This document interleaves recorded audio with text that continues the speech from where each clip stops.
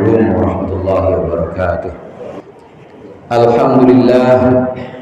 Alhamdulillahil mubdil mu'id al-fa'alil lima yurid dil arshil majid wal batshil syadid.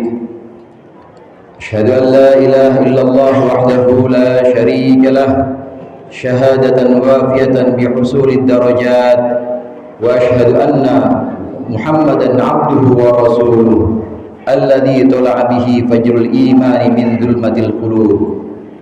Allahumma shalli ala sayyidina Muhammadin abdika wa nabiyyika wa rasulika an-nabiyyil ummiyyi wa ala alihi wa sahbihi wa sallim taslima bi qadri 'azamati dzatika fi kulli waqtin wa hin. Amma ba'du, fa ya ayyuhal hadirun usikum wa iyaya bitaqwallah faqad fazal muttaqun. Amma ba'du. Hadirin jemaah Jumat yang dimuliakan oleh Allah, marilah senantiasa kita menguatkan kembali takwa kita kepada Allah. Takwa dalam arti mentaati Allah dan Rasul-Nya dalam segenap perintah-perintahnya dan larangan-larangannya, melaksanakan semua perintah-perintahnya dan menghindari segala larangan-larangannya. Dan di antara larangan-larangan Allah adalah mengadu domba, menyebarkan fitnah antar sesama manusia, lebih-lebih sesama umat mukmin.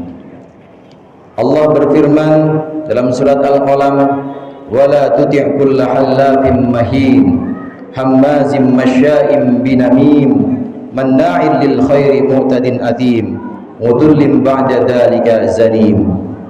Dan janganlah engkau patuhi setiap orang yang suka bersumpah dan suka menghina, yang kian kemari menyebarkan fitnah, yang merintangi segala yang baik, melampaui batas dan banyak dosa, yang bertabiat kasar, selain itu juga terkenal kejahatannya. Sungguh pernah ada dan nyata kelompok orang yang bertabiat demikian. Hadirin rahimakumullah, satu abad yang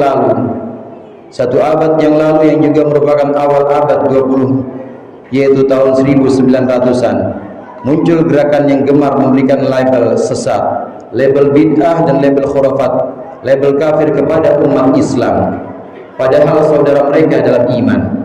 Kelompok ini menuduh tradisi yang sudah diwariskan para ulama, seperti mengirimkan doa untuk orang meninggal, mengunjungi orang soleh baik yang masih hidup maupun yang sudah wafat, memberikan sedekah dalam acara-acara kenduri dan selamatan, membaca Yasin di malam Jumat. Tradisi yang para ulama sudah sepakat tidak melarangnya, ini dicap bid'ah dan sesat oleh gerakan ini.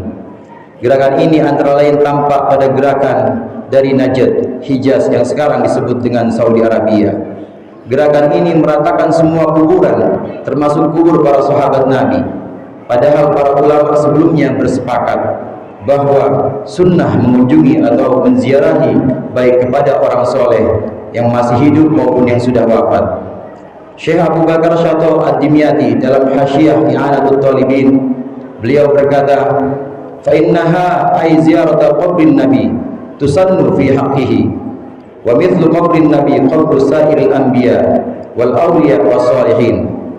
Dan mengunjungi nabi, mengunjungi kuburan nabi dan segenap para nabi yang lain, juga para wali dan orang soleh, itu hukumnya adalah sunnah. Lalu kelompok asal Najd ini menyebarkan fitnah, menanamkan permusuhan kepada kaum muslim yang sudah memelihara tradisi ulama sebelumnya. Maka dengan tujuan mengkontor kaum Puritan ini, maka Jam'iyah yang kita kenal dengan Jam'iyah Nahdlatul Ulama berdiri.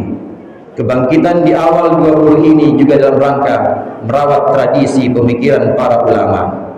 Hadirin jamaah rahimakumullah, di antara pemikiran para ulama dari generasi salaf dan generasi khalaf adalah rumusan komponen agama yang dibagi menjadi 3 rukun, yaitu Islam, iman, dan ihsan. Ini diambil dari hadis yang masyhur, yakni hadis dari Sayyidina Umar bin Khattab tatkala Nabi Muhammad didatangi malaikat Jibril menanyakan tentang Islam, iman, dan ihsan. Rukun yang pertama yaitu Islam. Islam merupakan ibadah lahiriah yang tersimpul dalam rukun Islam: syahadat, salat, puasa, zakat, dan haji. 5 perkara dalam Islam ini melahirkan ijtihad dan diskusi dari para tabi'in hingga atba'ut tabi'in.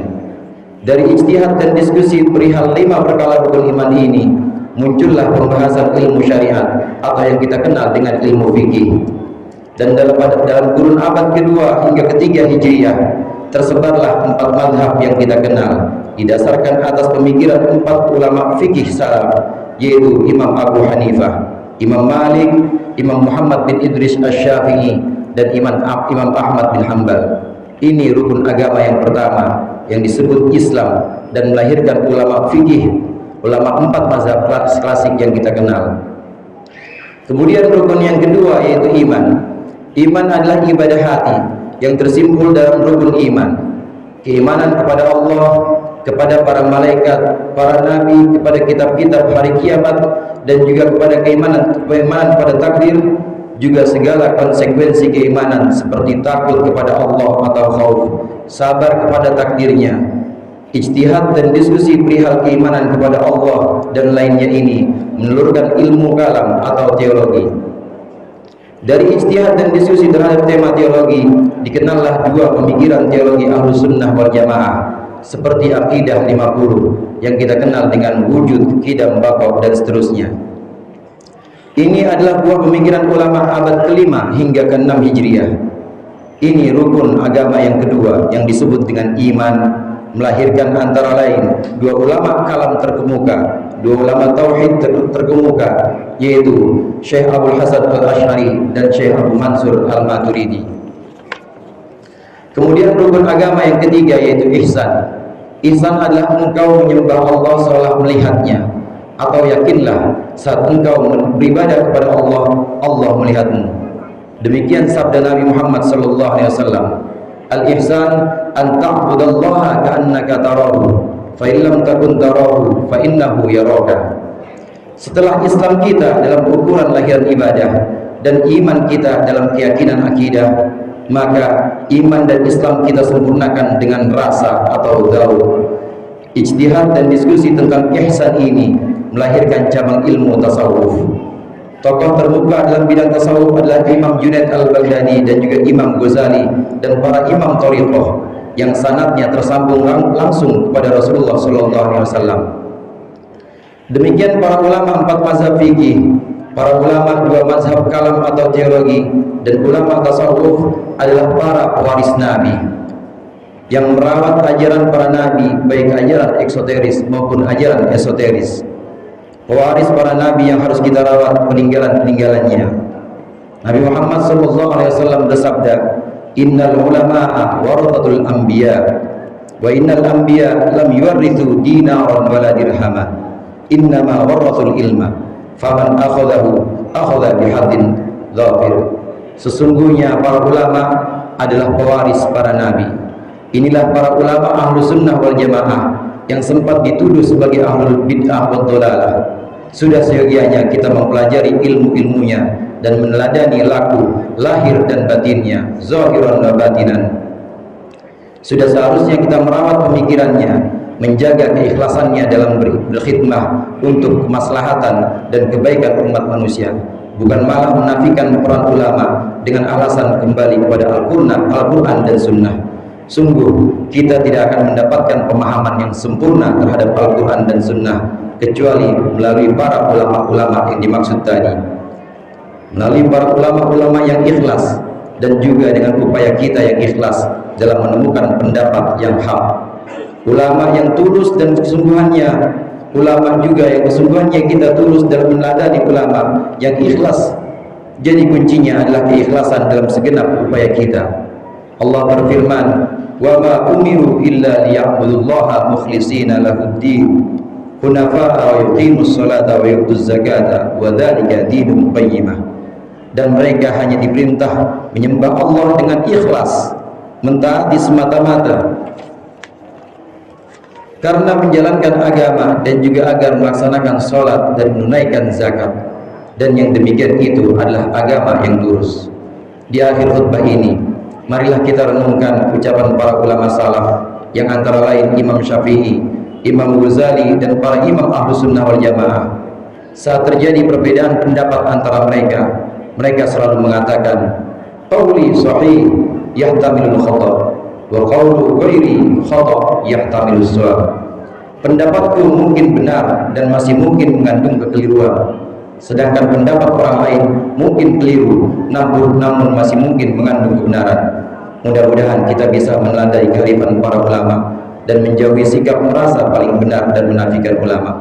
A'udzubillahi minasyaitonir rajim. Bismillahirrahmanirrahim.